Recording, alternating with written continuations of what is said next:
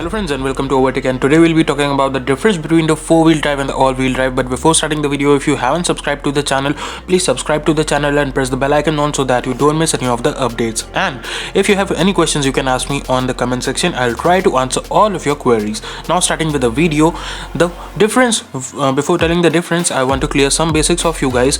Front wheel drive is a very basic concept that the front two wheels of the cars rotate when acceleration is given, and in the rear wheel drive the rear two wheels of the cars rotate. Now talking about the front wheel drive or the FWD, what are its advantages? There are multiple advantages, like it's cheap, it has a lot of space in the boot, cabin and the back as well, and is fuel efficient as well, gives good mileage and the good traction driving uphill. It gives a good you can say traction control is very good in it.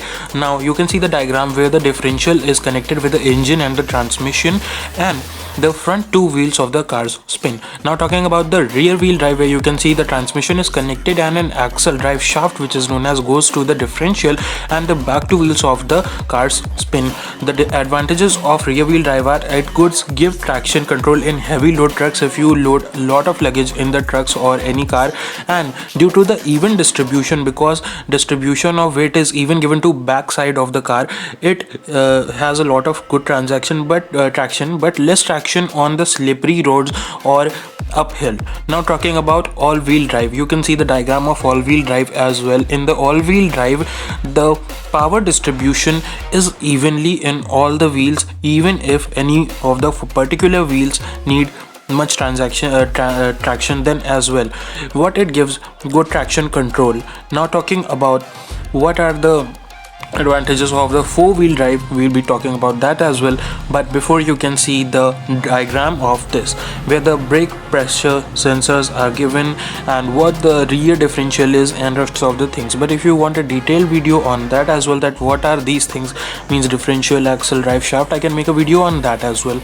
Now talking about the you can say the four-wheel drive, it's the most, you can say, off-roading capable cars.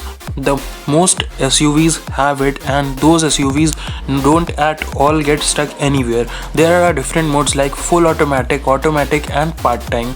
You can engage and disengage when you go to off-road. If you don't go to off-road, just driving and daily commute, you don't need to press it in the four-wheel drive mode.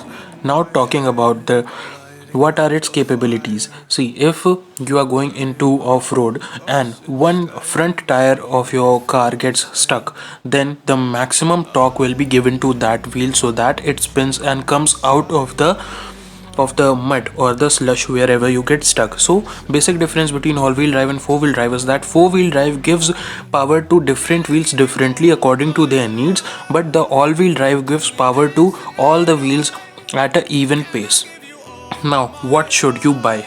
See, if you are a off-roader and you always every day go to off-roading, or your commute is for off-roading, then you should go for the four-wheel drive. In normal conditions, you can go for the front wheel drive. If you need performance, drifting, acceleration, then you should go for the rear wheel drive. And as I said, if you need performance and traction control, then all-wheel drive is for you. And as I said earlier, four-wheel drive is only if you are an off-roader, as you can see in snow or in off-road. Many people, what they do is they buy Endeavour, Fortuner or cars like this even in Indian road conditions where they have to normally just drive cars in highways. They shouldn't do this. So if you like the video, please subscribe to the channel, press the bell icon on so that you don't miss any of the updates from us. And if you have any queries, you can ask us on Instagram or you can comment on this video. We'll try to answer those queries as well. Thanks for watching the video. Bye.